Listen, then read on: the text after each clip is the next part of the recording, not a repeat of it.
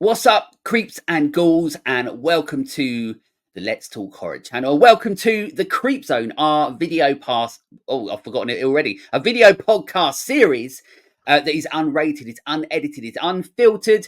We sit here every single month, me and a guest, an amazing guest that I'm lucky enough to speak to, especially this one because we're going to go into it. I've got a great guest today, and I'm super excited about it. I've been excited all week about this. But we're going to be talking about an iconic movie, a film that is just, I mean, it's so important to not just horror, to cinema in general.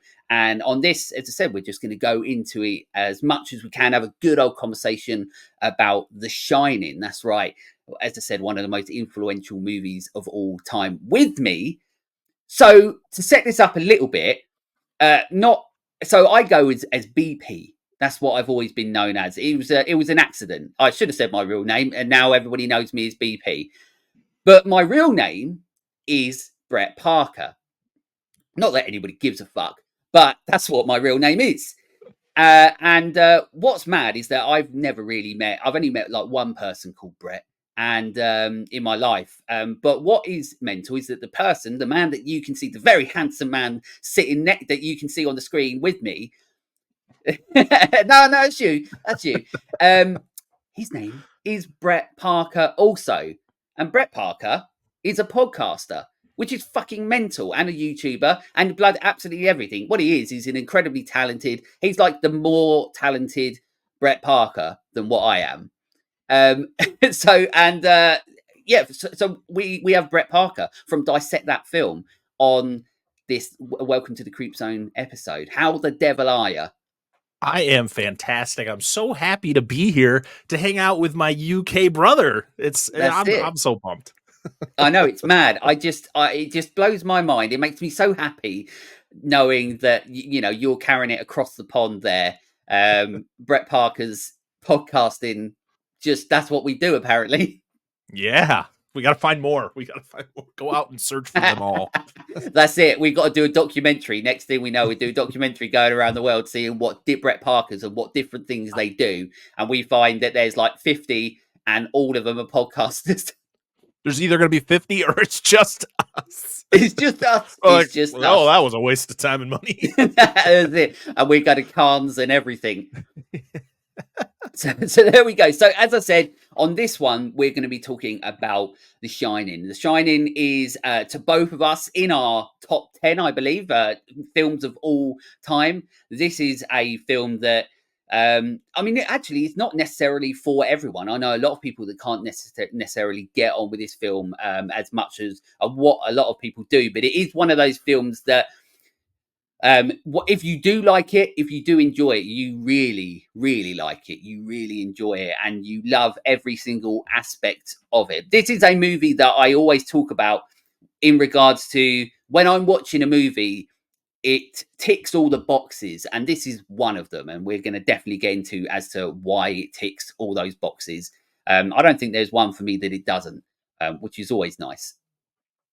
Yeah, The Shining is definitely a movie that I watched at a very, very young age. I think probably under 10 years old when I first saw this movie. And it's funny because it's one of those movies where I think a lot of people kind of get. Yeah, I've heard it be called boring. I've heard it be called underrated, which I hate when people are just like, that movie is underrated. It's like, no, you just didn't like it. It doesn't make it underrated. You just didn't like it. I don't like that. But boring, I can see people like when they consider it boring. Yeah, I could kind of see why in a way, not for me, but as an 8-year-old kid, like you would expect, oh, he watched it and thought it was boring. No, it drew me in. It took me, it grabbed me by the shoulders, pulled me through the TV, and I was in, the Overlook Hotel, wandering around with Jack, with Wendy, with Danny, like just going through everything. And yeah, every time I watch this movie, I experience something new. I kind of, if sometimes you get that feeling like it's your first time seeing the movie because you're like, yes, I don't remember that. Or like, I don't remember it, like the order of things, or everything kind of gets jumbled up and then you see it and it's like a completely different order. But yeah, it's an experience that I think even if you're hesitant about going into it, you should experience it at least once in your life. This is definitely a movie I feel everyone should experience at least once in their life. Yeah, I mean, I mean, that was the best way of possibly putting it. I mean, there's no. I mean, I'll try and say other stuff, but that was the best way of ever putting it. But yeah, I mean, I was the same as you. So a lot of people know, if you listen to the show or watch these videos, all that sort of stuff, you know that outside of this, ever since I was about 7, 8 years old, acting and filmmaking has always been what I wanted to do. And this movie is a prime example as to what fed that idea, that sort of thing, that I wanted to do that in my brain. And I was like you, I watched this really young, and then I didn't watch it again until my teens. And when I watched it when I was really young, I really, really enjoyed it, like yourself. I really enjoyed it. But what happens is, like yourself, and you perfectly put, is that every single time you watch this, it does feel like you're watching it for the first time. Because even on this recent watch for doing this episode, I was still noticing things that I hadn't noticed before, which I can't wait to get into. And it still gave me this sort of feeling of tension and the dread that a film that you've watched so many times, you feel like it shouldn't do this for you. It's like when you watch something like, say, for me personally, like the Texas Chainsaw Massacre. You know, there's not a lot of films that still give me the same feeling as I did the first time I watched it. And The Shining is definitely one of those. And I think, like I said at the start, that this is a film that if you get it, you get it, whether it's from a young age or as an adult and you watch it for the first time. If you get it, you get it. But it's a treat for everyone. It's a treat for people who love movies and understand movies, but it's also a treat for people who understand the technical side of filmmaking.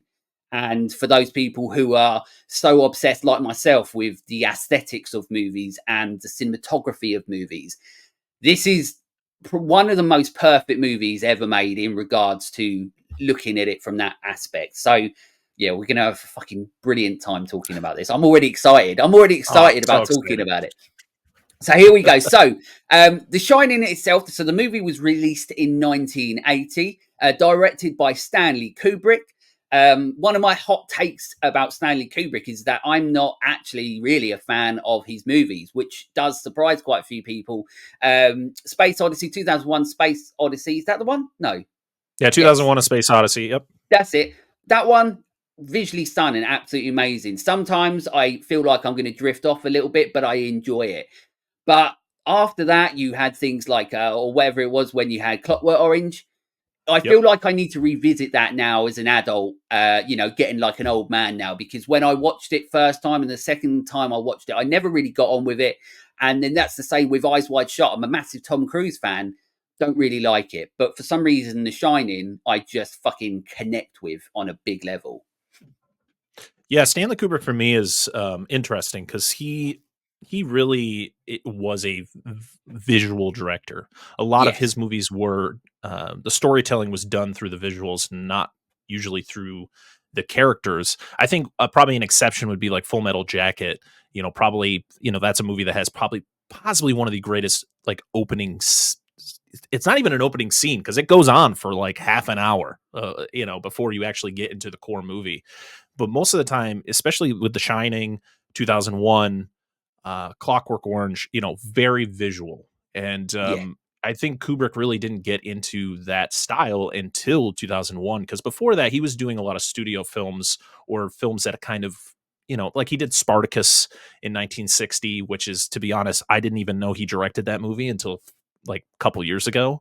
Yeah. I And mean, I I had didn't know seen he that did it movie until you a just few said. times. Yeah, it was one of those things where like I remember watching that movie as a kid, and I love period pieces like that, and it's a great movie. Kurt Douglas kills it. But then I'm like, Kubrick directed that? Because it doesn't feel like a Kubrick movie. No. Right? You don't get that Kubrick feel until 2001, which yes, my and my brother who helped start the podcast with me a few years ago, I remember he was like, I watched 2001. That is one of the most boring movies I've ever seen in my life. And I was like, yeah, I get it. But wasn't it Yeah. really like did you watch that movie and go, yeah, that movie looks like it was made in 1968? Because No. he just No. it's insane what he was able to do Yeah. in a year where it's like there was no special effects. Like there was no No. Like, like there's no CGI, there's no You know, you had to do this all practically, Yeah, and this was still to before this Star day, that's Wars. like a stunning visual movie. Ah, Like it's that's insane, unbelievable. that movie. Like, and that's the thing. And I think like for me, that's why I like it. I sort of like it. And then like you know, when I first started watching that movie, I did get like a little bit bored, but it's the visual journey that you get taken on. And that's why I think I connect with The Shining so much, because it is like you're saying, like a character piece, that it still takes you on this incredible stylistic visual journey, that even though it's just, you know, a lot of it is so like bland white walls and all this sort of stuff, it's the setup of the shots and how everything is just perfectly placed. And um that's what Kubrick does so well. And obviously this one, it shows it so well in this movie. um Yeah, but obviously, as we know, it's based on a Stephen King book. Obviously, notoriously, we know that he fucking hates this based. movie. Yeah, based, loosely based. But I So will go through that as yeah. well. We got some bits of the differences between the movie and the book. We'll go into it a little bit later as well. But yeah. So Stephen King has come out, I believe, in the last like 5 years and stated how it's grown on him. Like he Oh well, doesn't good. hate it as much as he, you know, initially he watched it, he didn't like it, of course, because it is very different from his book. Kubrick pretty much was like, yeah, Fuck I. that. He's like, I'm good. He read the Yeah. book. He was like, I'm gonna do things vastly different because he and it was talked about in one of the documentaries. The fact is, like, Kubrick didn't want it to be a supernatural film. He wanted Right. it to be a kind of a character study and focus a lot on Jack and what Jack goes through. And so you're kind of, it's kind of one of those things where I think he made a movie where there's, I mean, clearly, even to this day, so many interpretations on what goes on throughout this movie, and people still can't figure it out. People No. still can't pinpoint it as, oh, this is what Jack was going through. Oh, no, people are still debating about it to this day, and we're going to talk about it today, just kind of about all the different things. But yeah, Kubrick, and I don't even think that was Kubrick's, you know, intention when he went to make this movie. I don't think he was going in going, I'm going to make sure to confuse the hell out of everyone who sees this movie, Yeah, especially the that's people it. who have read the book and go, what the hell is this? And I Yeah. think that was a lot of the hate is people read the book, saw the movie, and went, that's not what it is, and so they kind of blew it off. It did exactly what King did. So Yeah, I think Kubrick only makes movies for Kubrick, and that's all that Mhm. matters in his brain. And if you like it, then that's good. But if you don't like it, I mean, he doesn't give a fuck, and Yep. that you know, there's something to respect about that. Oh yeah, he was. I mean, everybody knows the fact that he is a very particular director. He, you know, infamous for the 60, 70, 100 takes, Yeah, and kind of, you know, what he did with, you know, Shelley Duvall, the whole story behind that. I mean, it was. It's one of those things where you kind of focus more on the end product, where it's like, and then yes, later on in life, you're like, oh shit, man, was he a yeah, good guy? It's yeah, like, I yeah, don't know yeah, if he was a bad person. He yeah. just he wanted to make sure the movie he made was going to be perfect in his eyes. Yeah, So exactly it. Yeah, that's it. Like, you know, we read all the stories, and you're right. You're like, is this guy just a piece of shit? But then at the same time, you're like, well, he has a vision. He knew it, and he was going to do everything he had to achieve that vision, no matter how much trauma he put anyone through. That was his mission to make the movie he wanted to.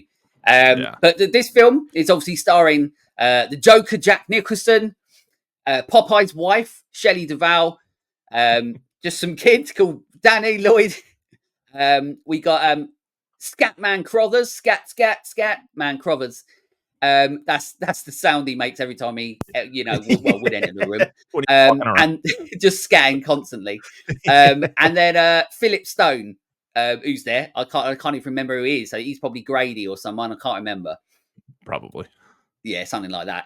On IMDb, it's 8.4. Rotten Tomatoes, 83%. You know, it is what it is. That they are what they are. It's high for IMDb though, because anything that's like a 6 is normally a masterpiece. So to sit at 8.4 after all this time is always good. Oh yeah. Um, yeah, absolutely. Google synopsis wise. So, Jack and his family move into an isolated hotel with a violent past. Living in isolation, Jack begins to lose his sanity, which affects his family members. I mean, it's pretty shit synopsis, but it is, you know, like it is Google. You never fucking know what you're going to get with them. That's IMDb for you. That's it. That's it.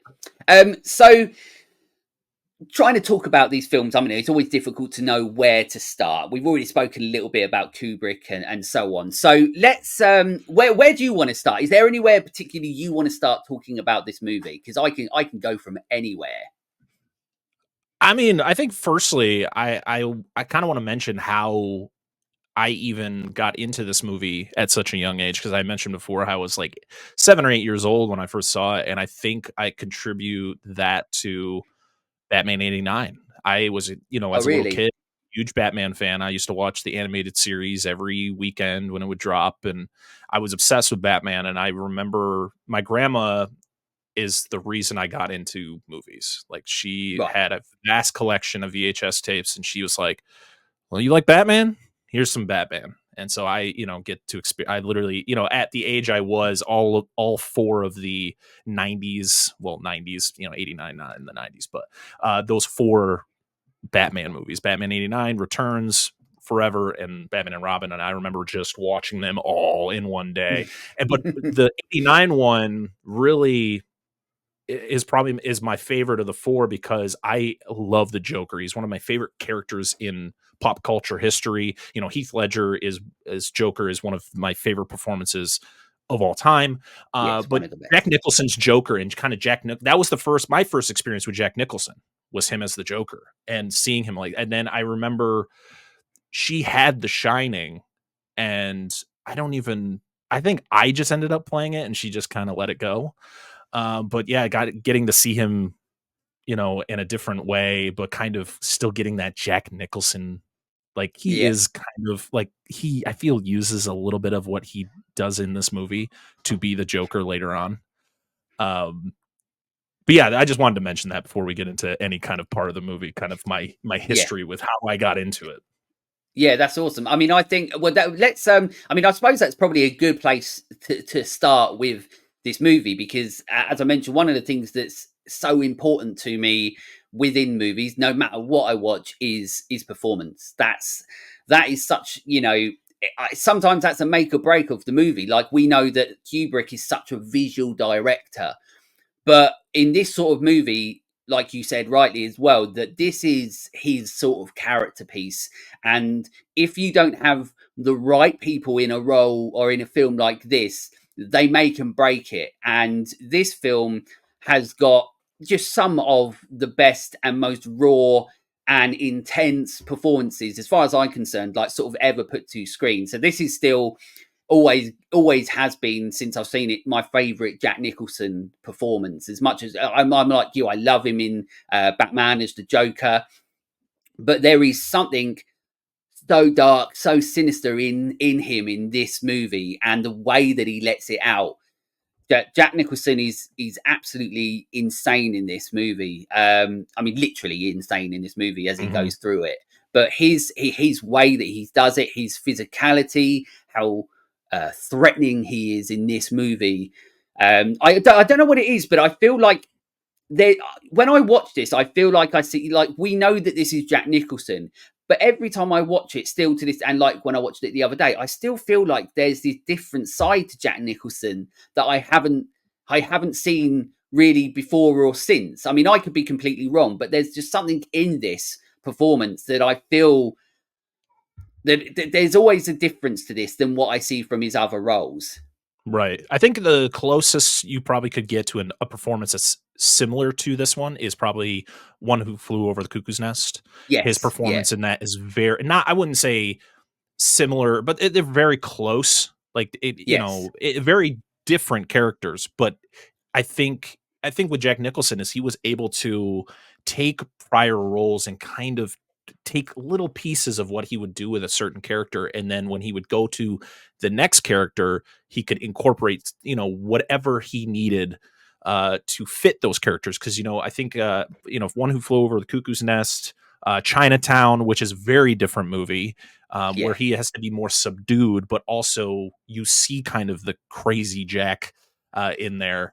I always found it funny that 2 out of the 3 main characters in this movie, the actors are named the same as their characters they play. So Jack Nicholson Yeah, plays a guy named Jack, and then Danny Lloyd plays a character named Danny, called which I Danny. thought was Yeah, hilarious.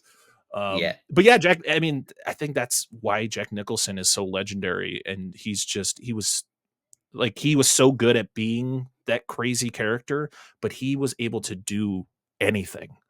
yeah. Um, Yeah, it's so yeah. good. And as well as that, like Shelley Duvall.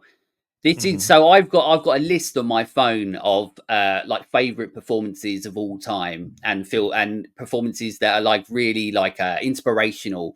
And Shelley Duvall's performance in this is on that list and is one of those. She is the things that she does in this movie, the things that she had to go through on the set of this movie for, to get the performance that we see on the screen. I still think it is one of the most real and most raw performances that I've still ever seen to this day in cinema. Oh, It's ins- it is, absolutely. it, yeah, it's. I mean, to the point that like it does what it's supposed to. You're watching it and you feel scared for her, and you are feeling, the tension and dread that she's going through. That Hmm. you just can't help but feel bad for her. Oh yeah, I mean, you feel bad for her in the movie, and then when you know what she went through during the making of the movie, you feel that you're like, okay, I see. Kubrick. She would later come out and say, she doesn't regret making the movie. She doesn't like. Yeah, She feels that she knew exactly what Kubrick was doing, because if you watch the documentary that Kubrick's daughter made, where she films a lot of the stuff while the movie was being made, Kubrick is very hard on her, like pretty yeah. much like, and not like that with anybody else. No, he's not even like it And with Jack Nicholson. He sort of lets him get on with no, it, and he's just like, "You just do what you fucking want." With her, he's so tough on her. yeah, he's just like, is like arguing with her all the time, pretty much forcing her to do things. And you're just like, he's like, oh well, I just wanted to get the best performance out of her. I figured if I could get under her skin, it would put out a better performance. And I'm like, yeah, I get it, but also that's kind But of you're fucked a up, man. dick. Like, yeah, that's kind of fucked up. But the crazy thing is, and I don't know if you knew this, she was nominated for a Razzie for this movie, For which this for any movie. yes, and for anyone who doesn't know what the Razzies are, that is like the Oscars, but for terrible performances or terrible movies, at least according to the Razzies. Yeah, she Yeah, was nominated for a Razzie for Best Supporting Actress, and I just that's go, "What fucking the mental. are you talking about?" Like, That's insane. That's her, blown my mind. I mean, they're the type of things, like Jean Claude Van Damme would be happy to get, yeah, and right, so, and Shelley Duvall to get that. That's fucking mental. That is insane. yeah. Um, yeah, that's It's sad. crazy But though, yeah, because if you look at this movie and you look at, because we're going to talk about the book as well. Just quickly, I figured I'd mention it. The characters that you see on screen are vastly different than the characters you see in the book. So like Jack Nicholson's Jack Torrance is pretty crazy from the start. Like you see him slowly going insane almost from the beginning. Like, and yeah, I think it's mostly Jack Nicholson's facial expressions because he has and his eyebrows. those eyebrows, man. They just are like, They're the most that man's fucking evil. evil eyebrows that have Yeah. existed on screen. Where Jack in the book is very subdued. He's just a guy who's going through issues. He's an alcoholic. He ended up getting fired from his job because he like attacked a student because he was a teacher. And then he, of course, the point that actually translates to the book is that he broke Danny's arm, or he Yeah, did something to his arm. And so, but he's also but in the book, like he's trying to be better. He's going there, he's doing his job. He's actually like, there's like one scene in the book where he he like gets rid of wasps in a wasp nest, and he's like, oh, this is a really cool thing, I'm gonna give it to Danny. And so it's like, and then bad things happen with it, but he's just he feels like more of a father, like a good father who's just going through some bad shit. And Jack Nicholson, it's hard because like his performance is fantastic for what was on the page that Yeah. Kubrick wrote. And so I get why people watch this movie, especially huge Stephen King fans, and they go, "Well, that's not Jack Torrance." And as someone who has read the majority of the book and watched the movie, I am able to separate them. I'm able to Yes. take it and kind of separate it and be like, I get it's not Jack Torrance that you guys like from the book, because I really enjoy Jack Torrance in the book. I think he's more evolved. And there's a mini series you can watch that kind of more reflects that type of Jack Torrance. Wendy in the book is very much a stronger character. She stands up to Jack a lot. She doesn't kind of whimper. She doesn't do what a Shelley Duvall does. And I think that was more Kubrick going, oh, we definitely have to make the woman kind of a weaker character, like more of Yeah. like the normal, like dramatic, Shelley Duvall is very dramatic in this movie, but she does it so well. Yeah. Yeah, it's wild how vastly different it is. But I figured I'd just mention kind of the differences in just those two characters. We can still appreciate how well Duvall and Nicholson do in those performances, but also kind of separate it from what the Jack Torrance and Wendy Torrance characters were in the book. Yeah, absolutely. I'm with you. I'm one of those people that if you're watching a movie that's based on something, whether it's a true story, a book, or anything like that, I try and take the film on its own merit and say, Right. look, like, because we know over so many years of this happening, we know that it's going to go one of two ways. They're going to be true to the source material, and Mhm. people are going to then still, most of the time, still think the film's shit. But then at the same time, you get like a lot of the time where, like with The Shining, where it's very far from the source material and then people don't like it. But yeah, I just try, like yourself, I try and watch the film as it is what it is. And if you can do that, especially with The Shining, then yeah, performances wise, just on their own, you take away from it that Jack Nicholson's given one of his best performances of all time. Shelley Oh yeah. Duvall is given one of the greatest, honestly, performances that has been on screen in regards to portraying what is happening within the movie, and taking you on this journey with you. You're on this Hmm. journey with her as much as you are with Jack Nicholson in this movie, but they're two different journeys, because he's essentially the aggressor, and that she's the victim. And at Hmm. some point, it is all going to come to a conclusion. But you're sort of like, how is that going to happen? If you haven't seen this before, you're like, how's this going to conclude? Especially if you haven't read the book. Right. But everybody else in it, fantastic. Danny Lloyd, absolutely great as the kid. Sometimes, as we know, kid actors can be fucking annoying, and he isn't. Hmm. He's fantastic. You can So see good. the fear in his eyes every time when he's going around the hallway in the cool little tricycle and everything like that, and he sees the twins, and we have that iconic scene, which obviously I'll talk about in a little bit as well when we talk about the movie itself and so on. But like him going around, he really plays it really well. And even when he's the scenes where he's sitting with Jack Nicholson, he seems so like pensive, like he seems like he acts that so well, because you come to learn that there's this sort of little bit of a past where, like you were saying, Jack Nicholson, like, well, Jack, Big Jack, he broke the kid's arm or whatever and did Hmm. some nasty things to him. And, throughout the film, you probably believe that he is the type of person that might do something to harm the child if they were, he's like a hothead. He's got a short temper. And Hmm. the Danny Lloyd really plays that well, where he's very almost cautious of what he's saying and where, and tiptoeing around with his Right. father.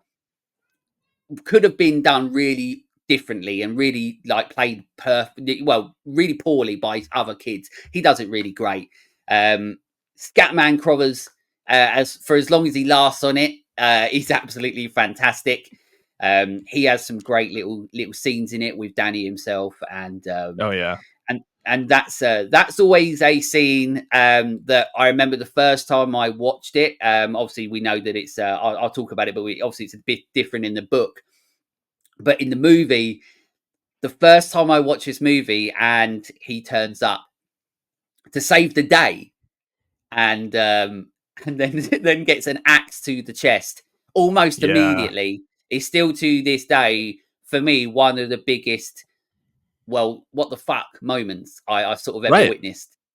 Yeah, because they don't. It's not just a quick thing. Like you literally see Holleran at home or wherever he is in Miami or wherever he was in Florida, and you see his journey all the way Yeah, back to Colorado. And you see him literally on the plane. You see him, yeah, getting into town, talking to the guy at the gas station, trying to get a snowcat. Like it, you go through this whole thing, and then literally 30 seconds of him being at the hotel, he's dead. You're like, yeah. wow. Like, so I guarantee it pissed a lot of people off because it's like, Yeah, really? We just watched all that for that? Yeah, because that's what Kubrick wanted to do. He wanted you to have hope that Dick was going to save the day, that Dick was going to stop everything. He was going to stop Jack from doing what he was doing. He was going to help Danny out. I mean, he does in a way. He kind of distracts him. So I guess he does save the day in a way. But yeah, quickly gets the axe to the chest and he's just done. He's out. and He's that's out of the it. game. And you're like, wow, Scatman Crothers powerful. done out of it, and yeah, and Yeah. that's it. And it blew my mind, and it still, honestly, it still blows my mind. Like I said, I keep saying it. Even the last time I watched it, I know it's happening, but every time, like we've already mentioned, like it feels like you're watching the film for the first time every single Mhm. time, and you know it's happening. But part of me always like has that moment, like, no, it can't be right now, but it is, and it's always so quick and always so soon, and it blows my mind the once again it's another change from the book. It's a change Mhm. from the book of what they did with his character, and it's almost like the balls to do something like that, not just with the character but with the movie. And like you're saying rightfully, the lead up where you're following his journey to save the day, and that literally fucking does not happen. No. but Yeah, that's it's it. crazy. Yeah, but that's it. I mean, performances wise, look, like if you want to watch a film that's got performances that are also like fantastic, but also the performances are a little bit off kilter as well, and that's what I love about this Mhm. film as well. They're a little bit off, like especially Shelley Duvall. Sometimes her performances are a little bit like is a little bit off, but I think that adds once again to the charm of Yeah. the movie and also adds to the realism of it. The scene, I think the scene I can see in my head when you mention the fact of, like, Shelley Duvall kind of going a little over the top is the scene when she runs to Jack when he's at the bar, and she's got the knife Yeah, in his hand or her hand, and she's like, "Jack, yeah, Danny, he got attacked in a yeah. room," and he's just like, "The fuck are you talking about? It's Are the you look on his like?" face. Yeah. Yeah. And I think that's one of those moments where you're like, yeah, she is going hard right there. And yeah, she's Yeah. going a little bit too hard, but it's still it's one of those moments where the reaction from Jack is my favorite part of the whole thing because she is just going through it. She's like, Danny was Yeah. attacked, blah, and he just looks at, what the fuck are you talking about? And Yeah, the way he it's says it, and you're classic like, Jack. oh, it's so good. Classic Jack Nicholson. Can I talk about Danny Lloyd a little bit? Yeah, Um, go on. Yeah. Danny Lloyd, his performance fantastic. I think he was like 6 or 7 when he did this movie. From what I've read, he didn't know he was making a horror movie That's when this right. was Yeah. being made. Stanley Kubrick was very protective of him because he was, such a young kid. Because literally, he didn't see any of the gore. Like he didn't see any Yeah. of like the blood effects or anything. So he thought he was making a drama. And I guess he didn't see the movie in full until like 11 years after he made it. He was like 17 when he had seen it for the very first time from beginning to end. And he finally kind of got the gist. Oh, that was what we were doing. Because there's also a shot where Jack or Wendy is like yelling at Jack after Danny wanders in. He's got the torn sweater because he went into the room, and she's flipping out on Jack because she thinks Jack's the one who did it. And I guess when she's holding Danny, it's not actually Danny Lloyd. It's a dummy. Oh, okay. So because I guess Kubrick didn't want him to experience that, They were you like know, doing their best to shield him from it all. right. I don't know if it's true. I'm like, it's not 100%. but I do remember seeing or reading something on that. I thought that was really interesting. The fact that, like, imagine filming a movie and not knowing what kind of movie you're making. But I understand he was only, he's really young, so Yeah. Yeah. having to shield But him yeah, from I've that. I've I've heard the same thing. I've heard the same thing that yeah, he wasn't aware that they were making a horror movie. And then also it goes back to the whole Kubrick thing where one minute you're like, this guy's a dick. And then you're like, okay, well, I mean, he's not that much of a dick because he's still trying to look out for this kid. He's Yeah, still trying to keep this kid sort of like the innocence of this kid going, look, we're not making like a really terrifying movie. You're just making, something, a drama, a little bit, you're gonna have to get involved in it, but you're not gonna have to see all the stuff that everybody else has to, like a right, naked old woman coming out the bath and shit like that, right. which I'm sure Yeah, I Jack mean, Nicholson probably loved. oh, absolutely. I mean, Danny, it's insane how good of a performance Daniel Lloyd puts on screen. He has way more dialogue than I ever remember him having. I always thought there was like very little dialogue from Danny. It was mostly facial expressions, the whole hands to the face when he sees the twins. But he talks a lot in this movie. And the Yeah, fact of asking like a 6 or 7 year old kid to do like, okay, so now I need you to talk with your finger. I need you to do like when he would do the Tony scenes and changing his voice, the red rum scene. You're like, this kid has got something. And it's one of my favorite child performances in film history. Like it's yeah, so good. absolutely. Absolutely, because yeah, I 100% with you. Because, like I said, sometimes they don't get it. The kids like Mhm. they don't nail the sort of performances, and we've all seen those food movies where we're like, this kid's fucking annoying. Yeah, it's Um, either over the top or it's very wooden, and Yeah, there's no in between. absolutely. But once again, it's I think it comes from the mastery of what this movie is and what it accomplishes and stuff. And like I said, the performances are a big part of that. One of the other things, obviously, I do want to talk about because it's something that is incredible in this movie is, and obviously, like we've already mentioned, one of the important things to Kubrick is the visuals of this movie, the aesthetics, the stylings, the cinematography of this movie. I said earlier on, but this for me is a one of the perfect movies in regards to the aesthetics of what it's trying to nail. Um, this sort of almost making you feel like even though it's a full massive hotel, I still always get this sense of claustrophobia every time I'm watching it, even though there's so fucking many rooms. There's Mhm, so much iconography that comes from this movie. And yeah, it's just insane that the visual style that he uses in this movie. It's not like 2001 Space Odyssey with big red lights and all that sort of stuff mhm, constantly. Like I said, it's very there's not too much in regards to it, but there's something that I noticed on, and we go into it a little bit, but I want to go just talk about before I forget because that's what happens because I forget fucking everything. But one of the things I did want to talk about was what I noticed on my most recent viewing, and you'll know this anyway because obviously you're a lot cleverer than me. But when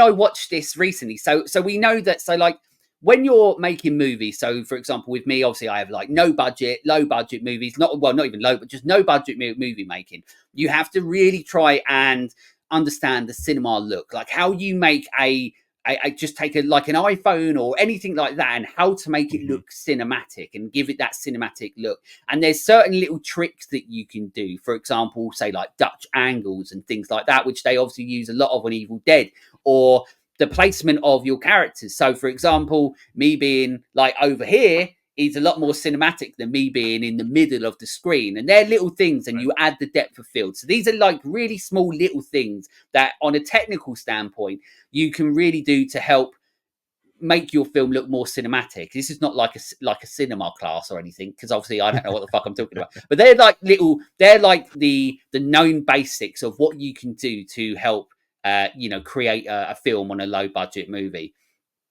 But it also goes to with that with normal movies and big budget movies, and we see that a lot in these movies. What was mental is that when I was watching The Shining this most recent time, every shot is central. So Mhm, and I it was blowing my mind, and I was literally in awe because it goes to show how technically gifted he is as a filmmaker, as Kubrick is as a filmmaker.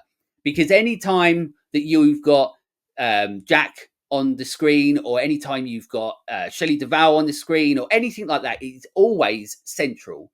It's never off to the side or anything. There's the scene where you've got the big hallway where Jack is throwing the ball, but your central focus point, and that's when he zooms into it, is the keyboard. The Yep. keyboard. It's not a bloody keyboard. We're not in the future.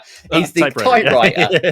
in the middle, and you don't really notice it, but it's where it zooms into it. There's the scene which is absolutely mental, which obviously is one of the best scenes in the movies, where they're going up the stairs. And they could have shot this like a wide from the side. They could have shot this from, looking up at Jack Nicholson or looking down at Jack Nicholson in regards to, from the sides and so on. But every time it cuts between both of them, they're both central. Yeah, you need it to And be central. That yes, effect you exactly. have staring at Jack as he is just unraveling and saying positive. My favorite scene in the Darling, entire movie. Linda, light of my life. Wendy, darling, That's light it. of my life. You didn't let me finish my sentence. What I said is I I love wasn't it. going to hurt you. I'm just going to fucking bash your brains in.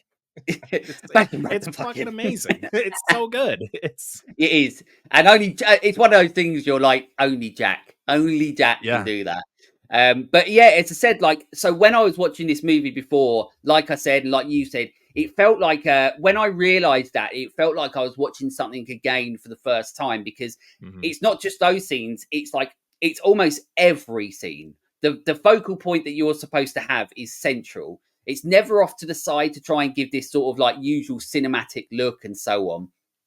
Everything is smack bang in the middle, even to the point where you've got the bit where you get the first sort of look where she interrupts him when he's writing, and he gets really pissed off about it. And that's a great scene. It's really tense, but he's obviously central. But every single time you cut back to her, not only is it almost like a close up on her, but she's central. And to be able to do that at a technical level like Kubrick did, where you can still make a shot like that look like a movie, like look cinematic. Because when you normally do those sort of shots, they're actually for like wide angle shots. So like, and this film is pretty much all shot with wide angle lenses, and that blows. I miss that style of filmmaking so much, where we don't really get that very often anymore. We get a lot of, it's all mostly close-ups, it's all mostly fast-paced motion. We don't really have movies that like we got when Jaws, for example, and like The Shining, especially in the 70s and sort of early 80s and so on. We got movies that just let the shots be what they are, and they showed you everything, and they just let it settle where it is. And I really miss that style of filmmaking, because it's nice to be able to see, like in Jaws, it's so nice when you've got the central point of Chief Brody and everything's going through the town, but yet you can see all the mayhem going on in the background and things like that. And I miss that sort of technical style of filmmaking with these beautiful wide angle lenses and stuff. And this film does obviously that perfectly, but I'm not going to talk about it much more because that's fucking mental. But it's just this watch that I did. I hadn't noticed before how he uses the camera centrally with a wide angle lens almost every single shot. And it's just like, you have to know that you are a masterful filmmaker technically to go, I've got the balls to fucking do this. And yeah, that's mental. Yeah, I mean, and another one I just want to mention quick is Danny riding through the hotel on his big Yeah. wheel, and the fact that it's not done, at an adult's, like if an adult is walking behind him, it is low shot. It is focusing directly, having the big wheel in the middle, and you are in Danny's point of view from a third person view, but you're kind of going with Danny. And the masterful Steadicam work done in this movie is insane, especially for 1980, because Steadicam was kind of, I believe, newer at this moment. Like, Yeah, it so this wasn't was a one of the well-known technique. first sort of uses of Steadicam, like a proper Steadicam, or like Yeah. like Steadicams and fly cams, because obviously Halloween was one of the first sort of uses as well to use like a fly cam and that. But yeah, you're right. So yeah, it was. And do you know what's cool about that scene as well? And one thing that I always love about it, I'm like you. I'm like such a fucking cool scene, and it's so like, you know, because now I feel like they would have just filmed it something differently, like a different way, like Mhm. the easy way, where you know that that's not like that's a more difficult way of doing it, but it adds to the aspect of what the movie is, and it's Kubrick being Kubrick. But I love, and they wouldn't do this now; they would just cut it out. But the sound of every time he's going from hardwood to matte to hardwood to matte Mhm. to hardwood, and it's just like da da da da da, no sound, da da da da da, no sound, da da da Yeah, da, and there's no no sound. score. There's no score playing Yeah, behind it. So you're just hearing the natural sound of him riding around the hotel. And I think that's what's great about this movie is, and I think I love a good film score. This has a great film yes, score. yeah, The thing about Kubrick is that he loved using music that had been around for a long time instead of kind of bringing in composers to make new music. Even though he did have a composer for this movie.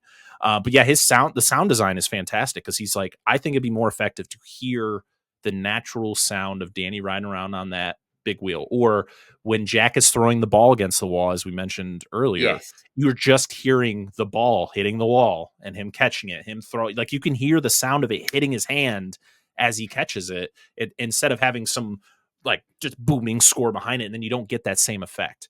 The yeah. sound design in this movie is just chef's So kiss. good. So good. And going back to what you just said about the scene as well, and it goes back to like we were saying earlier, where it was like Jack Nicholson could almost sort of improv, could sort of do what he wanted on set, and Shelley Duvall couldn't. That scene where he's throwing the ball, that was Jack Nicholson's idea to do that. Yeah. So it was one of those things where like that wasn't Kubrick saying do this. It was Jack Nicholson saying, well, maybe I should be doing this. I'll throw the ball against the wall.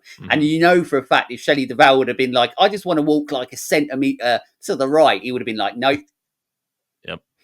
Got to do it But 60 more yeah, times, guys. Got to get this right. yeah, exactly. Yeah, we've got 100 more takes to do. Yeah. But yeah, so visually, yeah, it's great. And even so, this is a type of film that visually, like, I'm in awe of every single time I watch it. Like Alien, the first Alien movie, that was like an eye opener to me for cinematography and aesthetics. And like I said, it's the use of wide angle lenses and how it lets the scene sit on what it is, and that's what helped create the tension and the dread within these movies, and especially this movie.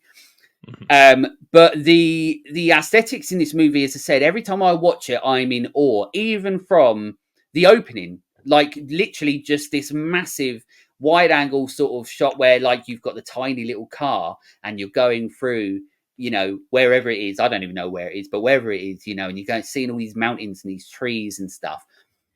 And even that, even like we've seen this so many times to this day. I mean, now you can just get a fucking drone and do it.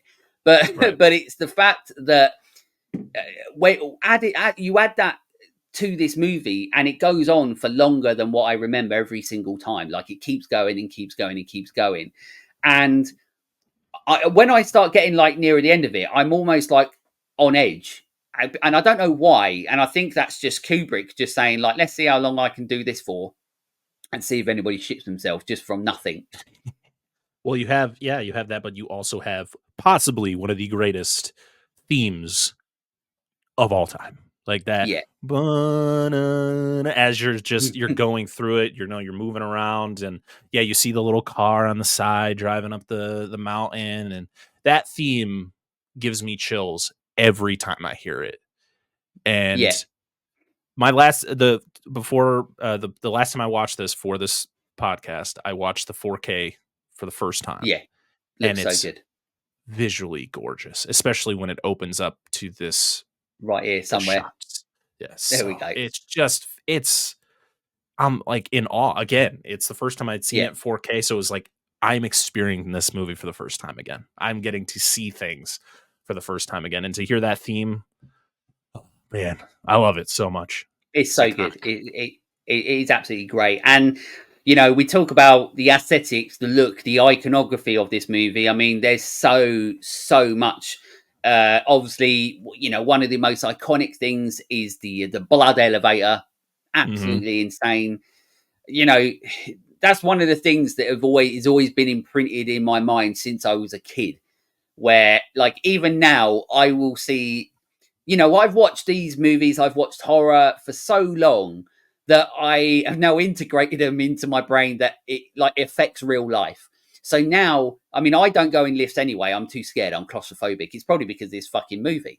But but I am convinced that every time a lift opens, no matter how modern it is, and if it's a fancy lift, we're just going to get covered in blood. There's going to be blood fucking everywhere, and I think that's part of it, the iconography. Yeah, I mean, it's funny because we in this movie we never see anyone in the elevator. None of the Yeah, main characters go in the elevator. We just see the blood elevator. And I love that Evil Dead Rise. We're like, what if we put somebody in that elevator? Like it's not that elevator, but let's do the blood elevator, but have people inside it. And yeah, to me, listen. I loved Evil Dead Rise. I thought it was a lot of fun, and I thought that blood elevator scene was so good. Not as good as the Shining one, but I love how they're like, let's just kind of take inspiration from that, but we're gonna stick people inside and make it even yeah, more yeah. What terrifying. happens? So Yeah, it's just like what happens if people were in the lift? yeah, This is what would happen. And yeah, exactly. no, you're right. It's a good scene in the movie. They did a really good job of it. And yeah, visually that looks great. And but yeah, just the visuals in this movie and the pacing of the setups of the shots and the camera movements and how everything just goes along, like you were saying as well. Like this is the perfect movie for like a steady cam, because it Hmm. has this slow movements that follows the characters. Because a lot of this movie is following characters around hallways, whether it's Jack, like I mean, it could be Shelley Duvall who's going around, being a bit mental. You've got Jack where he's like talking to himself because he's so fucking angry and he's getting Hmm. more and more, delirious and mental as he goes through the halls.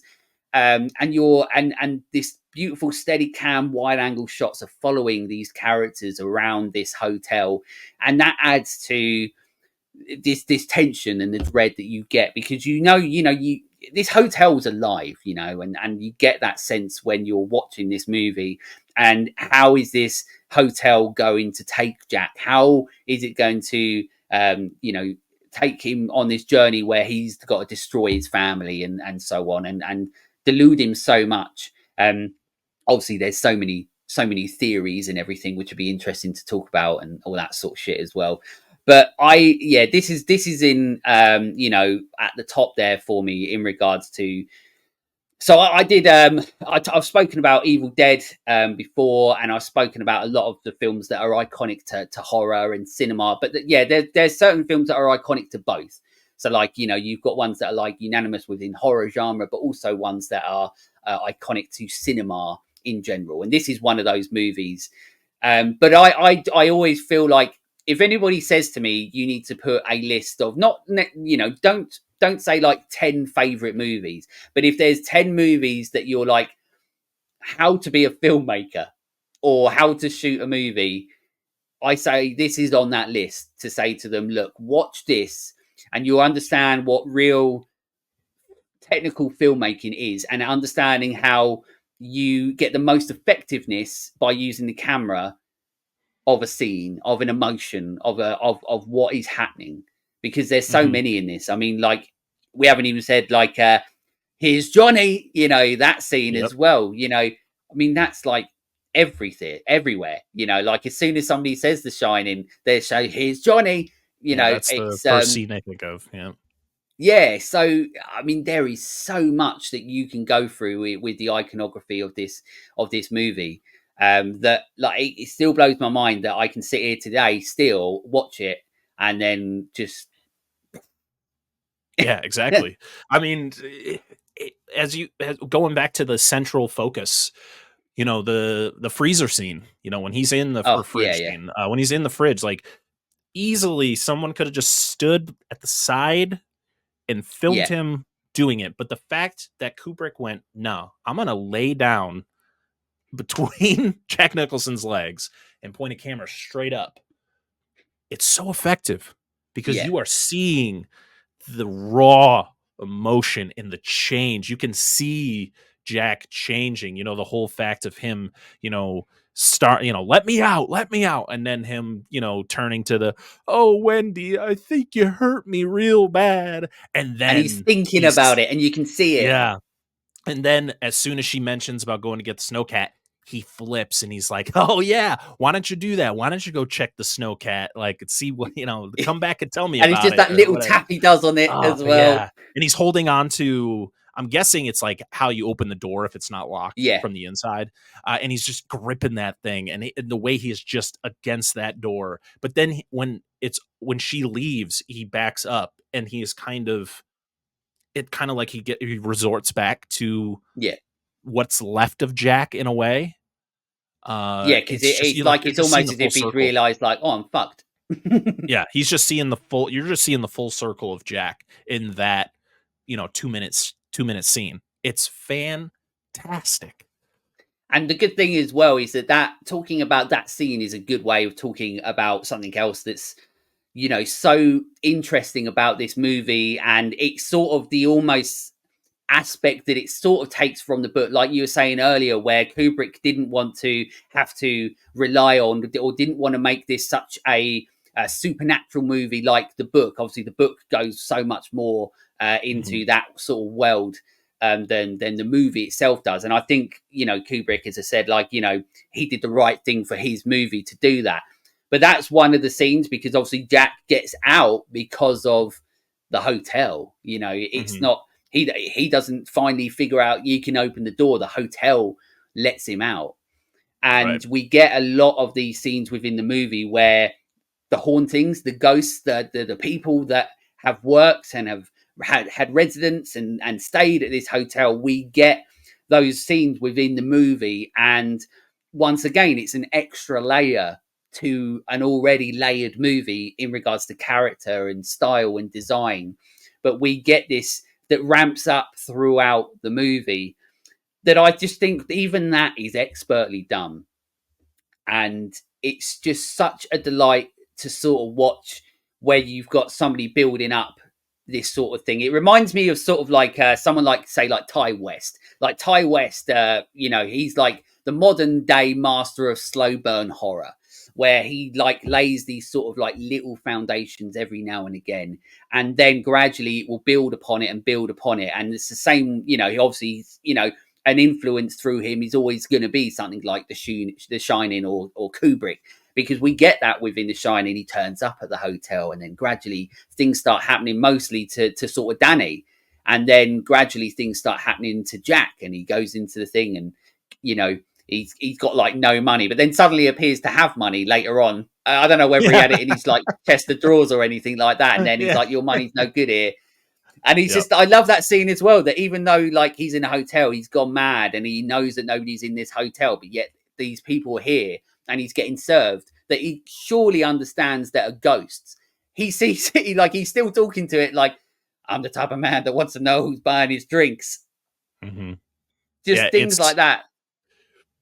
seeing kind of him just kind of accept it, kind of accept what he is seeing instead of it being like, what's going on? The only time you really see him react is when he goes into 237 Yes. and he encounters the woman in the bathtub when she transforms from this beautiful woman to this rotting corpse, and that's Yes. kind of his that's kind of when you see it, but he keeps it to himself when he gets back to his room. Wendy asks, "Oh, did you see anything?" Nope, nothing was in there. Nothing. Everything's fine.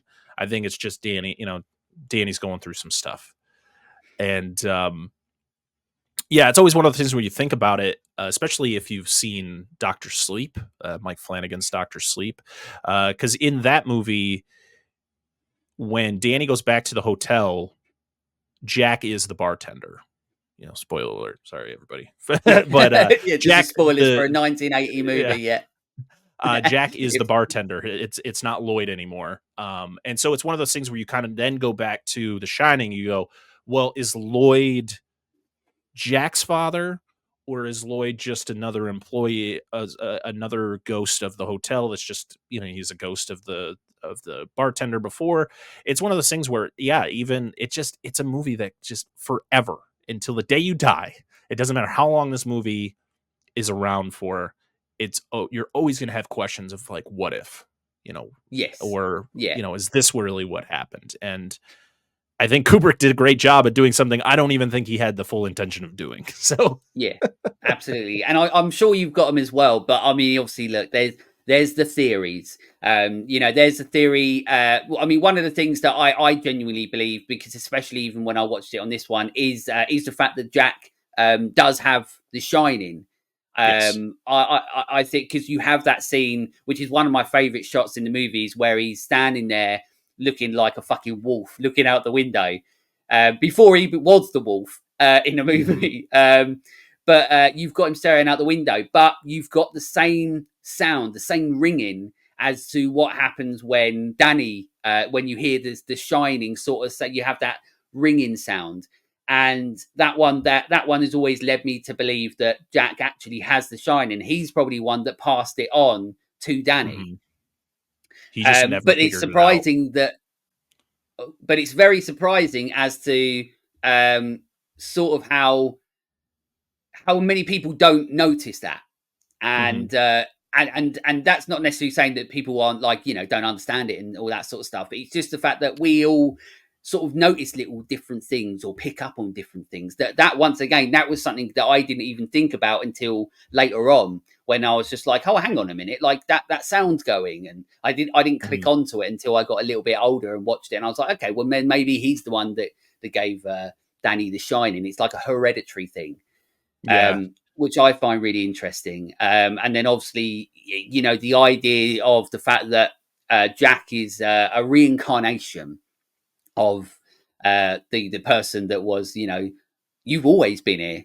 And as the guy says in the toilet, and there's theories out there that he's like a reincarnation, because as we know, at the end of the movie, we get the infamous the photo that everybody, the biggest probably photo mind fuck that's ever existed, where he's in this photo from, like, what is it, like 1912, 1929. 29, that's it, 1929. And here he is, and you're like, well, what the fuck? And obviously, as I said, some of the theories are like he's reincarnated, he's returned to the hotel, and so on, like that. And then you've got the fact that he's doing a satanic pose, apparently, that the Mhm. pose he's Oh, pulling, where he's got his arm up and an arm down, which is always, and but the thing is, you get these theories, and you're like, well, you can sort of understand them, because that's like a really weird fucking pose to do for a photo. Normally, everybody's like, hello, right. and he's doing this sort of, he's doing this sort of like weird, like hand up, hand down. And then if you look into this sort of like a satanic lore or whatever it is, then that's like a symbol or something like that within it. And then you don't know whether that's something Kubrick shoved in there as well, whether it's just Jack Nicholson going, I'm just going to do this. Yeah. I mean, it's one of those things where I don't remember what the time frame was between when Grady was the caretaker to when Jack is. I think it's like 10 years. Um, so it's like, was there not a caretaker after Grady killed his family Yeah, I think and it's then like, Jack becomes the caretaker? yeah, I think that's like what they're sort of going for in a way. But it's so interesting, because you're like, oh, okay, well, there's so much more than what you ever think to this Right. movie. So is And there then like a also we get the people. Sorry. oh no, I just say maybe it's one of those things where there's many thoughts of like, well, maybe there is a this evil spirit that constantly every time a new caretaker comes in they take possession, and so that's Yeah, where it's like, oh, you've always been the caretaker, because it's not, they're not talking to Jack, they're talking to the entity that is controlling Jack, that is dead. That's the same one that took over Grady and made him kill his family, and that's why Jack is now going to do the same thing, or maybe Grady is possessing him to do what he's doing. It's again, I'm just gonna keep resorting back to the fact that it's always, you're always gonna have questions about this movie. I cannot, I will never, I don't think I'll ever believe somebody giving me solid answers like, nope, this is 100% yeah, what's going on with this movie. Like, no, you don't know. yeah. This is You just don't your know. theory. Don't try to push that on me. I love the fact that That's it's a movie full of that's it. questions that'll never get answered. That's it. And this is always going to be one of those movies that like gets so overthought, to the point where you're like, people are like, will end up being like, oh, by the way, it was all aliens in the end. Oh And God, no, please, no, never, we never. get those people out there that do it. We know that there is, but this is a film, like, as I said, it's a perfect example of one of those movies where There's so much to explore. There's so much to think about. But then you try and not think too much about it because you just end up watching, literally one of the greatest movies that's ever been made put to screen. And like I said, if you have a box for every single aspect, cinematography, visuals, sound, score, every single bit, performances, it ticks every single one of those boxes. And not many people and not many movies do that. God, let's think of how many bloody movies we've had, not just in horror, but just in general throughout time. And there's not many movies that you're like, that's a perfect one. There's not many. Mm-hmm. No, I mean, this is definitely a close to perfect movie. This is still 5-star. Yes. It constantly engages me every time I watch it. As I stated earlier, it's just, I understand the people who don't like this movie. I understand why, but I think it's one of those things where it's like I get it, for the type of moviegoer you are, the type of person that it's hard to understand, or it's just too boring. To me, it engrosses me from beginning to end, even when you are just watching Wendy, Jack, or Danny just walk around the hotel. Like, there are just scenes of them, Wendy's on the radio talking to the police down on the bottom, Over the side, every fucking sidewinder. time. Yeah, and it's like, that conversation was interesting, and really nothing comes out of it other than they're just talking about the fact that a storm's coming and they're kind of stuck in the hotel until the storm passes. The fact of like Holleran talking to the guy who works at the gas station, just them just talk, they're friends, and just their little conversation. It's interesting. Everything about this movie is just so interesting, that I can't wait to watch it again. I can't wait to pop it in and kind of sit down and enjoy it again as a moviegoer, and kind of open my mind to the possibilities of, I might notice something new, even though I've seen this movie, 25, 30 times. I'm going to take in something new and just be amazed by it. Yeah, absolutely. So before I go into anything like facts or the differences of the movies, what is, if you have one, because I find this so difficult, but I'm just going to say it anyway, what's your favorite scene in the movie, if you have one? I mean, the staircase scene is so good. I just Yeah, love Jack flipping between, him just kind of trying to rationalize him just talking to Wendy, and she is, I don't think she's listening to him at all. Like, she is just so scared. She's holding the bat in a horrible way. If you want to swing a bat, don't hold it in the middle of the bat, okay? Hold that thing in the bottom, get ready to swing. I mean, she does get him good at the top of the stairs, but like the whole fact where he's just like, I came here to do a job. Do you want me to do this job? Do you want me to fail? Like, do you want me to not have dreams? He's just spewing all of this to her, and she's just, I'm just so confused. And then the iconic, yeah, lines as they're going up the stairs to the point where she hits him. It's just so well done. It's so well shot, so well acted. If I were to give like a honorable mention, I think, anything with Dan, like, to be honest, I just love all the shots of Danny. Like, it, yeah, even of just him seeing the girls for the first time, him just driving around on the big wheels. Oh, man, it's so hard. But like that, I think the staircase shot is probably my favorite, just because of just how unhinged Jack Nicholson is in this Jack scene, is. and how well done he does, how well he delivers the lines, and it sucks because I guess this was done like 70 times. It was like 70 different takes, and Shelley Duvall was exhausted by the end, where she could barely swing the bat by the time it was all said and done. But it was one of those things where it came out so well. And Yeah, you really felt it when she hits him in the head with the bat. You yeah, felt it. And then him falling down those stairs. And I'm like, how is he even going to get up? yeah, yeah. It's so good. It's you're right. I mean, that's always a big standout for me, as it is with so many people. And like I said, there's so many scenes in this movie. But I think, like, for me, it's like yourself, like the Danny scenes are always like standouts for me because of how well he does it. But it's the scene that I haven't even said about, because I mean, obviously I forgot because I can never remember anything. But it's the scene with the Grady twins, and Mhm. we see them, and they're like, come play Danny, or whatever they're saying, and it's cutting between them, like the massacre of every, like, their bodies and Mhm. the blood and everything. Like, that to me is, like, for me, that's the most startling imagery in the movie. There's so much in there, but the way that that's cut in rapidly, and you still, but even though it's rapid, you still see it all. That to me, and then obviously Danny's reaction to it, covering his eyes. But it's also the little bit after that as well, where he's so scared to continue down that hole, because he's like, well, what happens if they are real? Like, what happens if they are there?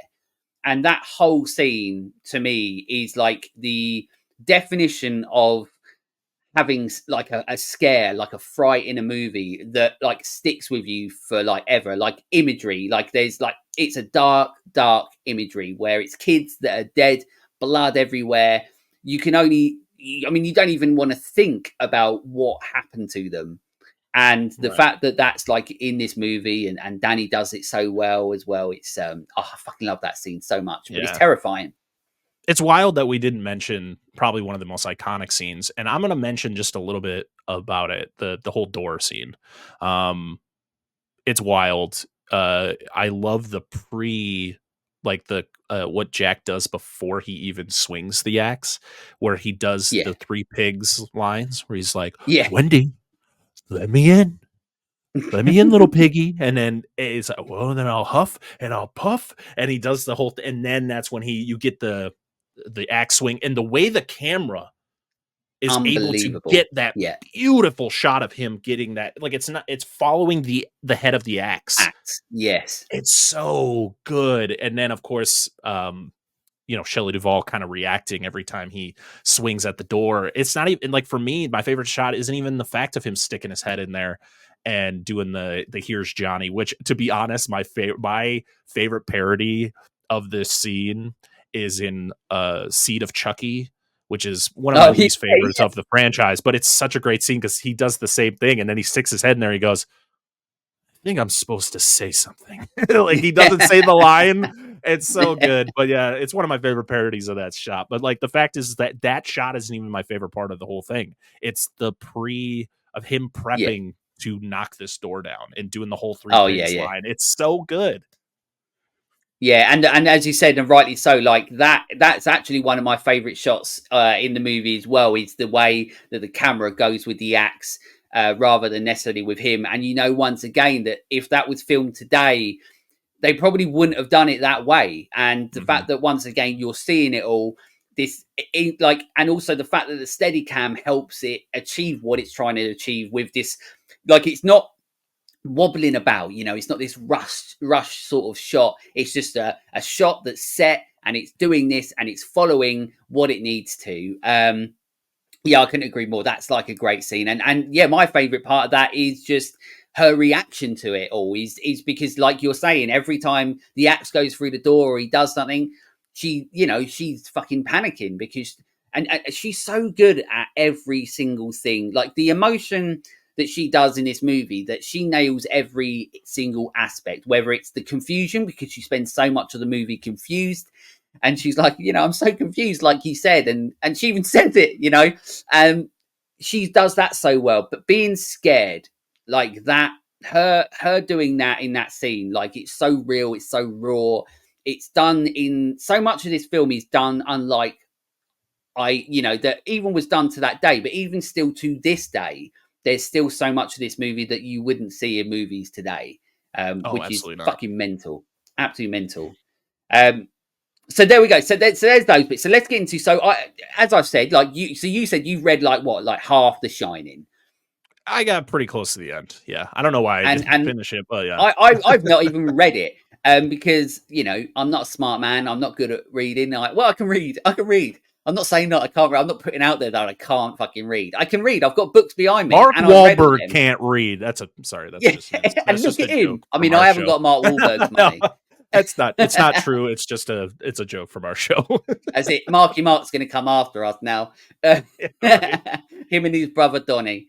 Now he's got his teeth whitened for new kids on the block.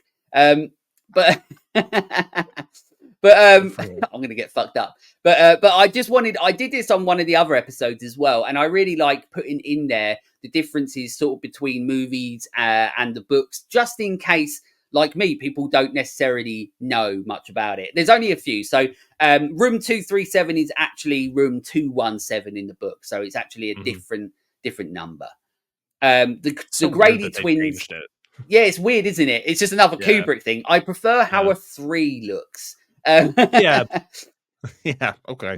Sure, it's Maybe it's family. Kubrick. You never know. The Grady twins don't exist in the book, so that was actually like created for the movie. Which once Are they again, mentioned in the book though? Aren't like they talk about Grady being the former caretaker and he yeah, had I think they probably mentioned that kids, they like he killed them and stuff, but I don't but they think that don't they show up as appear. ghosts. Yeah, Yeah, that's it. But once again, it's like being able to like go, I'm going to add this into the movie and then create one of like the very most effective startling though. imagery once again that you've ever seen. It's insane. There's no hedge maze. There's basically like giant hedge animals, like So a they were, giant yeah. things. And Kubrick did not like them because, and I guess the biggest thing was that because there wasn't, CGI in 1980, it would have been really impossible to get those to look real unless you were to do like stop motion, and Kubrick Yes, wasn't gonna do that. So, because in the book they come alive yes, and yeah, and even in the do whatever. miniseries as well, don't they? They or the Mhm. TV. Yeah, They're yeah, like because they come the alive. miniseries is more The more book. to the book than the 81 was. But yeah, so they changed it to the hedge maze, which very effective. Exactly, and like I said, like with the Grady twins, once again, you change something that yeah, it might anger people, but for people that just like enjoy watching movies, you're like, how fucking terrifying is that? Like you're going around a maze and I mean, I get pissed off going around a maze in like this fucking summer, getting pissed off going, I can't fucking escape this thing. And then, so the fact that they're doing it in the snow, and and then obviously we know that that's literally how Jack ends up dying and becomes like an ice pop.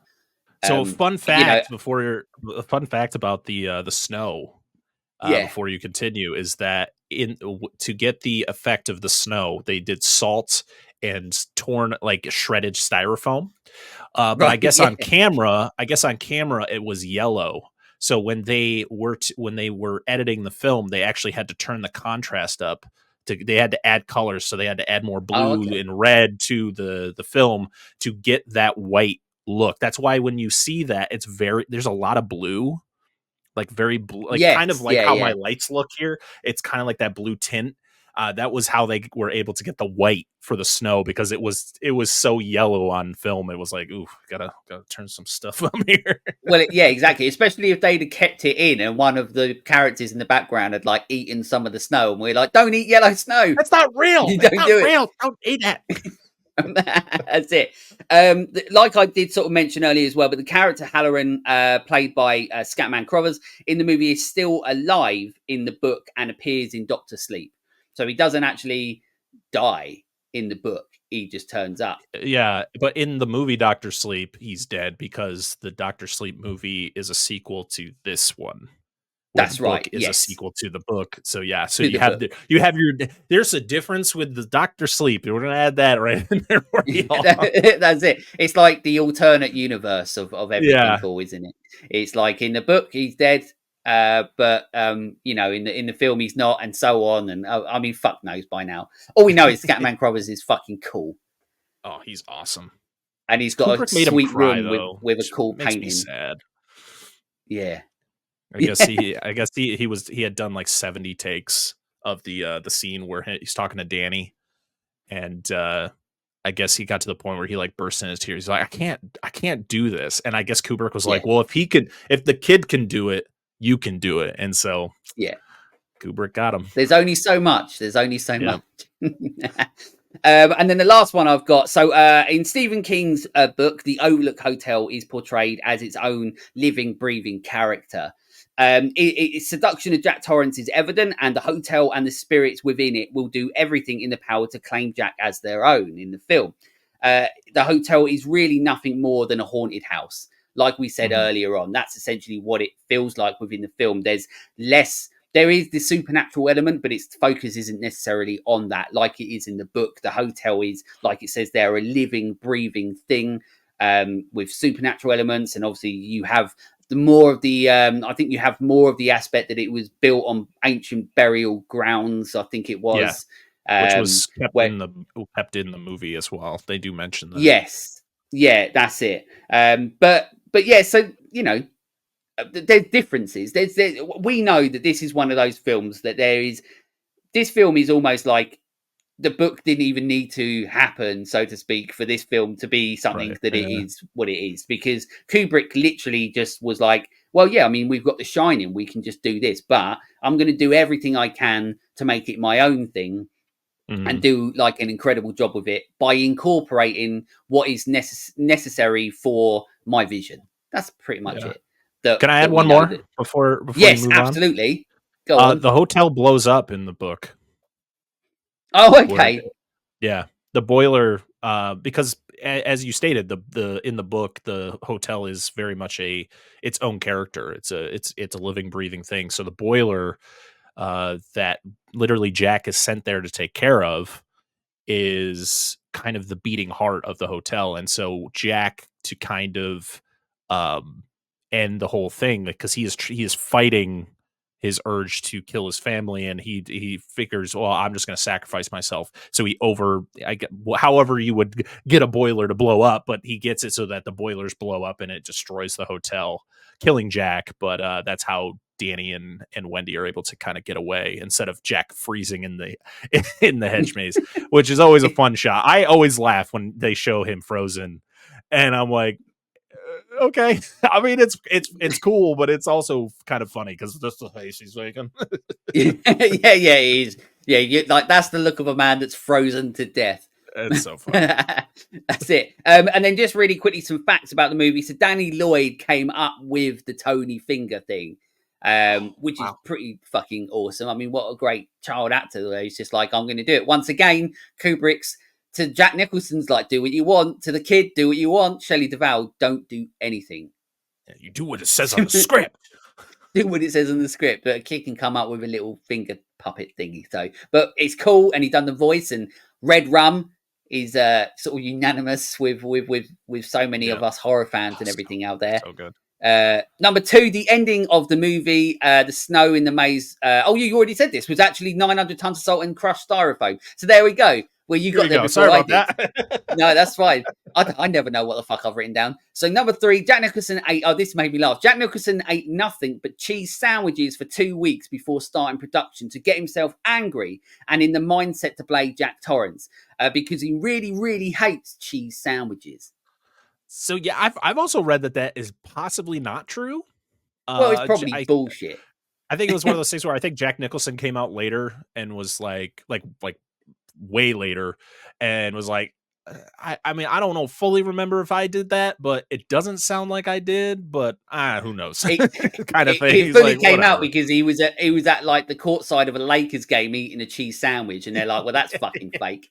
He's like, he likes cheese sandwiches. He lied. I fucking love cheese sandwiches.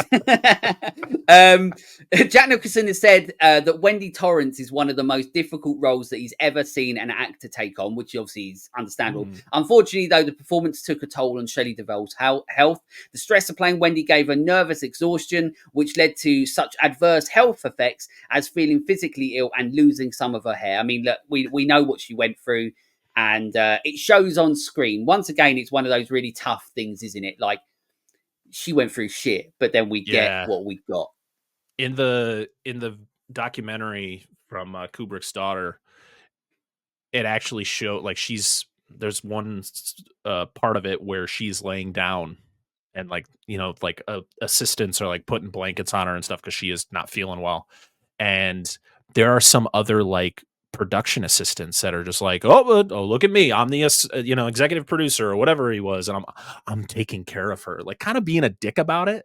Like, oh, like I think a lot of people while they were filming it thought it was all in her head and she was doing this to kind Yeah. of get attention, because she even mentions the fact that she was jealous of the attention Jack Nicholson was getting because he was Yeah, a she way did, bigger yeah. actor than she was. But she was flat out said, like, I was jealous of like the attention that Jack would get over me. So maybe that could contribute to kind of how things went. Maybe this, I mean, I'm not going to say it was or wasn't, I wasn't there. I don't know. But, the fact that people thought she was doing it for attention, I could see maybe why in a way. But yeah, I mean, there was moments where she's literally showing to Stanley, like, look, I just pulled this off of my head. It's insane. It's I mean, what insane. she went through is absolutely fucking mental, and it's one of those things that like people, you don't want people to go through and have that effect on them coming, in their life and so on. And obviously, I mean, this is something that obviously has affected her, like since that point, and for essentially her sort of whole life. Yeah. But knowing that it's a tough one, but knowing that you get to have some form of legacy left behind. That's like something that anyone can sort of really wish for, hope for. That that when it gets to that point, and we no longer exist. We can only hope that like there is something there that we can like leave behind. And Right. like Shining is like one of those things that knowing everything she went through or what everybody else went through making this, whether it was enjoyable, whether it wasn't, whether Kubrick was a dick or whether he wasn't, like this is one of those films that is literally going to last for forever. Oh, absolutely. Couldn't agree more. So, have you got any? So, before I move into you promoting the absolute shit out of everything that you do, have you got any more final thoughts? What are your sort of final thoughts on The Shining? I mean, I've already stated it. It's definitely a movie that people need to experience at least once in their life. It's masterfully made. Between the cinematography, the performances, and just the sound design, it's just such a well crafted movie. And it's definitely one of those movies that even watching a lot of behind the scenes stuff is very beneficial, because I think it'll open your eyes to a lot of things. And I think a lot of people get turned off from watching this movie because of the behind the scenes. Yeah, But this movie was made a long time ago, and it's one of those things where it happened, and boycotting a movie because of something that happened 44 years ago, it's kind of wild to think about, because like I feel most movies that were made in that time and even earlier, they were made in unorthodox ways that you couldn't do today. And I think it's one yeah, of those things where you have to appreciate how filmmaking used to be, even if it wasn't okay. Um, and you just have to understand. You just kind of have to understand it in a different view, and experience these things. I love this movie so much. It's like I said, it's in my top 10 all time. It gets better for me every time I see it, especially as I get older and I can appreciate it more. Seeing it as an 8-year old, you can only take in so much. And so getting to watch it over the years, like I said, I've seen this probably 20, 30 times, yeah, and it just it's a world of questions that this movie just throws at you. And I love that about this movie, because that's what makes it so rewatchable, is the fact yeah, that you're going to absolutely. see something new every time you see it, no matter how many times you see it, even if it's something so minute, like so like it doesn't matter about this one little thing, but you're just gonna go, Yeah, hey, I yeah, didn't see that over there. Like you'll just see like maybe something in the corner that has nothing to do with the story, but it's like, oh, hey, look at that. yeah, It's crazy. I mean, people made a documentary about that. It was called Room yes, 237, where it was literally yeah, a movie about just the conspiracy theories of The Shining, and people kind of, arguing with each other about like what was real, like what is the truth about The Shining. And I think if Kubrick was here today, he would sit down and he would enjoy the hell out of it, and he wouldn't yeah. give any answers to it. He wouldn't be like, No, he would just sit there laughing or be as silent as possible, going, "I'm saying fucking nothing." he's like, this wasn't my intention. I mean, maybe it No, wasn't intention. I have no idea. I mean, I yeah, wish I could have sat down with Kubrick and asked him those questions just to see what he would give me. But yeah, overall, I mean, this is a fantastic film. It's a 5 out of 5 for me. It's something I will be watching for the rest of my life, and hopefully one day I can show it to my kids, and hopefully they'll enjoy it for what it is. It's kind of hard nowadays to get kids to appreciate movies that are as old as The Shining. Yeah, But hopefully one day it's going to be like, hey, watch this and tell me what you think. I would love, that's kind of my thing is I want to, tell people who I was like, hey, have you seen The Shining? No, watch it and then tell me about it. I'm not going to tell yes, you anything yeah, about it, even if you know things about it. I'm not going to tell you anything. I just want you to watch it and then tell me what you thought. And if you didn't like it, I want to know about it. And I'm not going to judge you for it, because I think that's the beauty of just beauty of film, period, is being able to, watch a movie and appreciate it or not appreciate it, and be okay with not liking something. I think that's what a lot of people are like. Oh, I don't know if I see, like, I know people who don't like Jaws. Jaws is my favorite movie of all time. Like, it is I mean, you could see behind me, I got signed Jaws posters. I'm wearing a Jaws shirt. Like, I love Jaws so yeah. much. It is a movie I will advocate for the rest of my life. And I know people who don't like it, and that's okay. I can still be friends with you. Exactly. Yeah, that's it. That's it. I'm still friends. We're still friends, and that's it. And you're right. It's just yeah. This is one of those films that, like we said at the start, it is very easy to see why people wouldn't like this. Mhm. But what also blows my mind, and you did say it there about it being a rewatchable movie.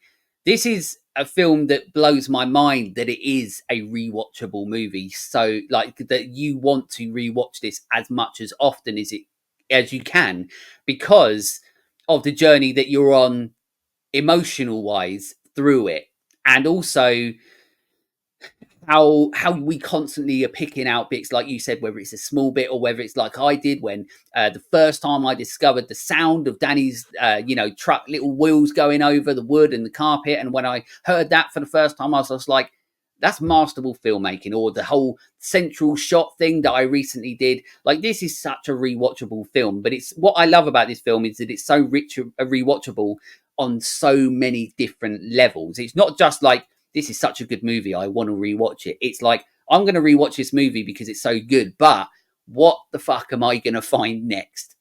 Right. And Exactly. that's great. But yeah, I'm with you, like, 100%. If this is a movie that people haven't seen, you have to see it. And just like anything, and what anyone should do, and like you 100% rightly said, no matter what we watch, we should be taking whatever the fuck we want from it. And if it means we hate it, then we hate it. And if we love it, then we love it. And that's all that matters. But being able to have an amazing, fun conversation about it is what this is all about. And luckily, what I'm so grateful for is that we get to sit here today talking about The Shining, literally on our both of our top 10 lists of all time. Fucking great movie, perfect, an inspirational movie, a movie that I'm in awe of every single time I watch it. Like yourself, like I watched this the other day in prep, as I always do. I could sit there and watch this tonight and still literally be loving every single second of it. So it's fucking great. But now Brett Parker is the time where you get to promote everything, dissect that film. I want to know everything. I mean, I know everything anyway. I fucking love the show, but everybody else, I mean, they will be listening or watching it already anyway. They should be, and if they're not, they're mugging themselves over. But let Please. everybody know. Please. Yeah, I am one third of Dissect That Film. It's a movie podcast that I do with my great friends Dan and Angela, where we literally dissect the plots of the good, the bad, and the ugly of cinema. We talk about it all. It's not just horror. We talk about animated films, action films, dramas, all sorts of things.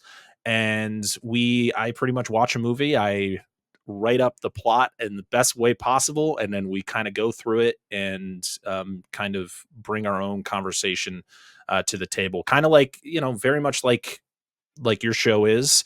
I like to bring facts about the movie to the table, and yeah, we literally start from beginning to end and we go through the entire plot of the movie. And we've been doing it for close to 3 years now, and almost total between all the shows that we do, it's over like 200 or something episodes. yeah, and you can find us on all the podcast apps out there. Just type in Dissect That Film. You can literally find us anywhere at Dissect That Film. We're on YouTube, where you can watch the podcast in video form. You can see our faces as you are right now. And yeah, and like I said, we do other shows as well. We do TV. We cover TV shows sometimes. We cover new release movies sometimes. I've also been doing a show. Well, it's kind of on a weird hiatus, kind of because I don't have time to do it as much, but I've been actually following along with another podcast that goes through all the movies of 1982. And I've been following along with them and doing like 4 or 5 minute episodes of my opinions on those movies. So it's been fun to kind of experience movies that I think before podcasting, I probably would have never watched in my entire life. So podcasting has opened my eyes to the worlds of, films and filmmaking and just cinema as a whole. So there it is. That's it. And I love your show anyway. Not the fact that we share the same name, but it is genuinely a fantastic show. But what I love, and one of the things that really comes to mind, the word is diversity. Like literally, Disney films, like everything. This isn't like me where I'm like horror, all that sort of shit, and then like questionable horror. This is, the diversity of what you do, what you talk about. That's what I love about it, is that it's just, it's bringing anything to the table and having a discussion about it. And I absolutely love that. And if people aren't watching it, if people aren't listening to it already, then you fucking should be. And if you're not, then you need to be after this. So like Brett said, just head over to any podcast platform, go and listen to it. Head over to YouTube, go and subscribe. Make sure you do, and go and do everything that Brett Parker over there across the pond from where I am. Make sure you go and follow everything that he does. But that's pretty much it in regards to the conversation all about The Shining. I hope that everybody's enjoyed it. I'm really loving this video podcast series. It is very, very different to the podcast in regards to structure, which is why I literally look like and probably sound like and surprised I haven't died doing one of these episodes yet. And I'm sure that's to come. So I might be the first person to die doing one of these. I don't know. Maybe somebody else has. Let's hope not. Let's hope not. Let's hope not. Let's hope not. But I'm loving doing this. So if you've enjoyed this conversation about The Shining, then please make sure you go and watch everything that I've done and Brett from it's weird saying my own. I think I'm talking to myself. But it's so weird. But just whatever we do, just make sure you go and enjoy it. But please keep doing this. Please subscribe to everything that we're both doing. We want to keep going on our own journeys. Doing this, we truly love this. Doing this means a lot to us, and we are, I would say, we are what they consider creative people, and when we're not being creative, it can be really difficult sometimes. And having everybody, continue to support our journey really does mean the world to us. I don't want to put words into your mouth. Oh no, I mean, to be honest, if I wasn't podcasting, I would probably just be a lump somewhere. I'd just be doing much of nothing. So this is something that keeps me busy. I enjoy the hell out of just talk about movies. I've enjoyed talking about movies my entire life since I saw my first one when I was little. It's being able to then share it with the world has been a great time, and getting to meet amazing people like my UK brother over there. It's been an amazing journey, and so it's awesome. Podcasting. Awesome. Well, there we go. As I said, you go and support everything that both Bretts are doing. Brett Parkers, not just Brett Parkers, literally the same name. Yes. We did figure out that our middle names aren't the same, but we're not going to give those fucking away. I don't want these creeps coming after us. No. But if that had been the same, then that would have been fucking mental. But as I said, thank you so much for coming on. Welcome to the Creepzone, talking all about The Shining. Oh, thank you for having me on. It's been an absolute honor, and to finally get to hang out with you has been, dream come true. Dream come true. Absolutely. One day I dreamt of this, and this has happened since I was 6 years old. Right, I'll speak to you soon, dude. All right, have a good one. Bye.